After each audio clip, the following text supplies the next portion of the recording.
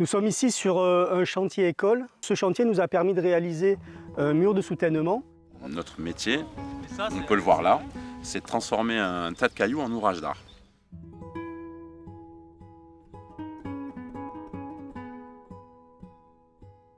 Le CFPPA de Carpentras met en place dès cet automne une formation de murailler caladeur. Le titre murailler caladeur qui avait quasiment disparu et qui a été remis au bout du jour.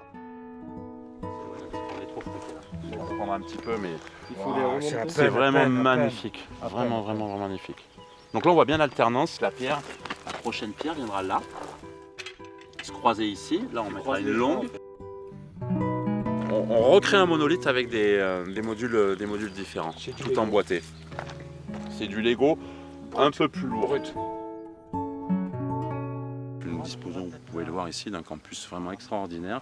Nous avons la possibilité de faire des ateliers pierre sèche. Nous avons créé ce nouveau diplôme. Et suite à une expérimentation sur le schiste, sur un gros soutènement routier que l'on a fait à Collioure, la région Languedoc-Occitanie nous a financé le premier titre l'année dernière et nous sommes passés sur la ligne Innov Emploi. Bon, c'est aligné, j'espère.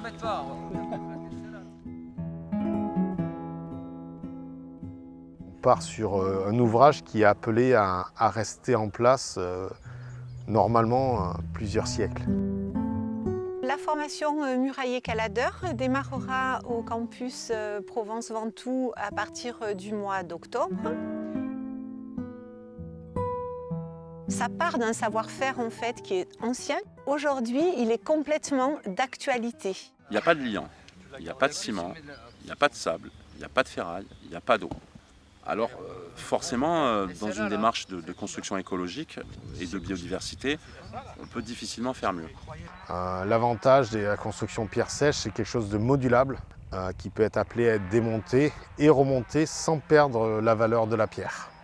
La seule énergie qu'on va utiliser, c'est l'énergie humaine. On va vraiment avoir des réalisations avec un bilan carbone qui est quasiment proche de zéro. Ce mur est bâti avec de la pierre de Crillon, en choisissant pour des raisons écologiques la carrière la plus proche du lieu de réalisation de ce chantier-là.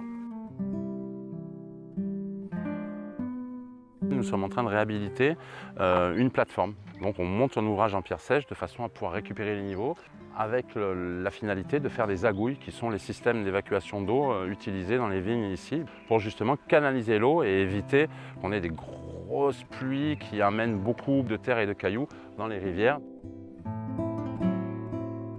Cette formation a débuté le 24 janvier pour une durée de 5 mois. Donc là, d'ici un mois environ, on aura les examens donc théoriques et puis pratiques sur la pierre sèche.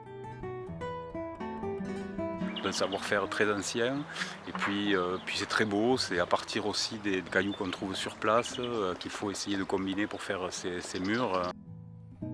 Ja ho he aconseguit i bé, la idea és poder aconseguir el títol i aprendre tot el que és els coneixements de la pedra i tot el que em pugui aportar.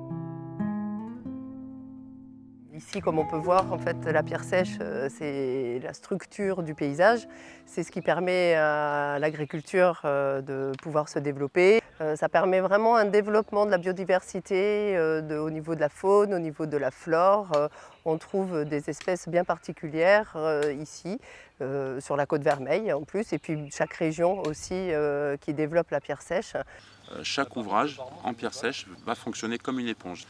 Nous avons aussi une implication sur les zones coupe-feu, parce que quand vous avez des terrasses de culture à la place de zones qui ont été colonisées par les pins, ça nous évite d'avoir de gros incendies. Sur les zones agricoles, nous rétablissons des rampes d'accès pour les pompiers et pour les agriculteurs. Donc là, on a une intervention en fait, qui est une reprise de brèche dans les murs qui structurent toute la vigne. On voit vraiment que les reprises, elles s'intègrent dans les anciennes murettes. On voit les patchwork que ça fait, c'est superbe, ça renforce les ouvrages et on peut se rendre compte que c'est le cycle de la vigne. En même temps qu'on fait les remplacements des vignes, on refait les murs et comme ça le paysage reste en place.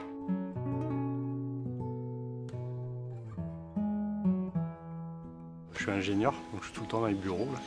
Donc dans le cadre du CPF, j'ai pu trouver cette formation-là. Nous nous sommes rendus compte que nous avons beaucoup de clients actuellement qui ont envie de quelque chose d'écologique, qui ne soit pas invasif.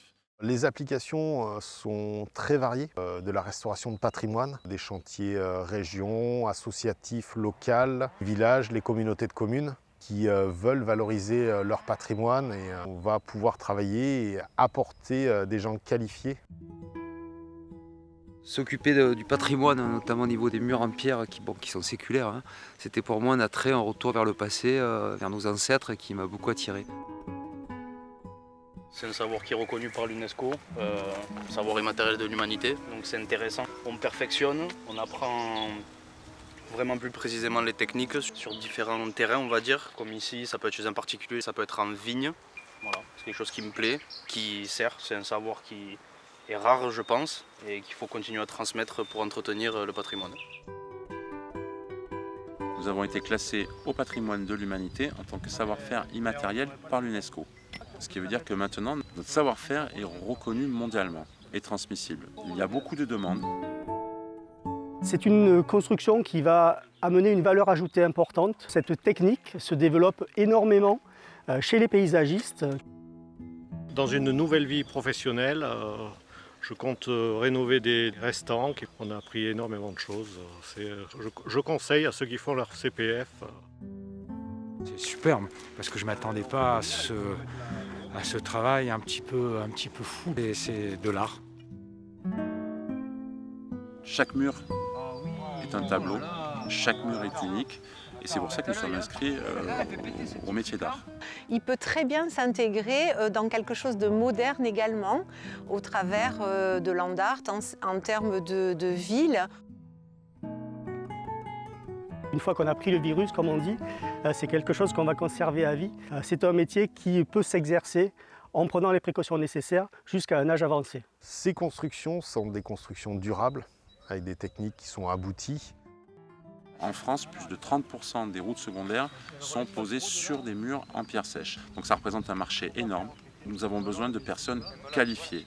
On aura l'occasion de se déplacer pour réaliser un workshop sur une pierre différente de celle qu'on a l'habitude de travailler. Dans notre région, on travaille la plupart du temps la pierre calcaire. Donc nous avons une partie théorique. Nous allons apprendre les abacs, par exemple, les tableaux de dimensionnement, en fonction de la nature du sol, du type de pierre, du fruit de l'ouvrage, de la consistance du talus. Les stagiaires sont ou en centre de formation ou en entreprise qui ne fait que de la pierre sèche. On va créer avec eux un portfolio, on va les accompagner sur la démarche, ne pas sanctionner par un examen. Le portfolio offre en fait la possibilité de collecter toutes les traces d'apprentissage et servira également d'évaluation.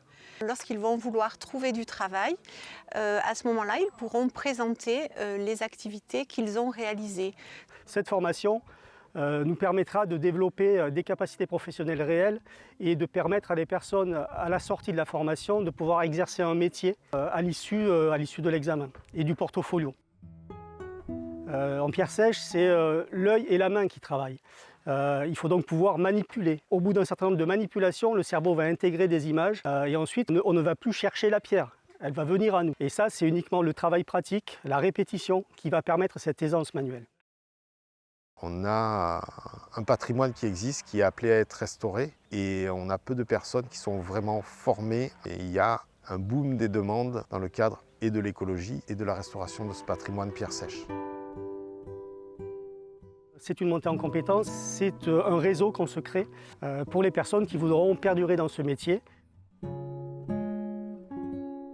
Cette formation des murailles caladeurs, j'ai eu l'occasion de faire la première séance de formation.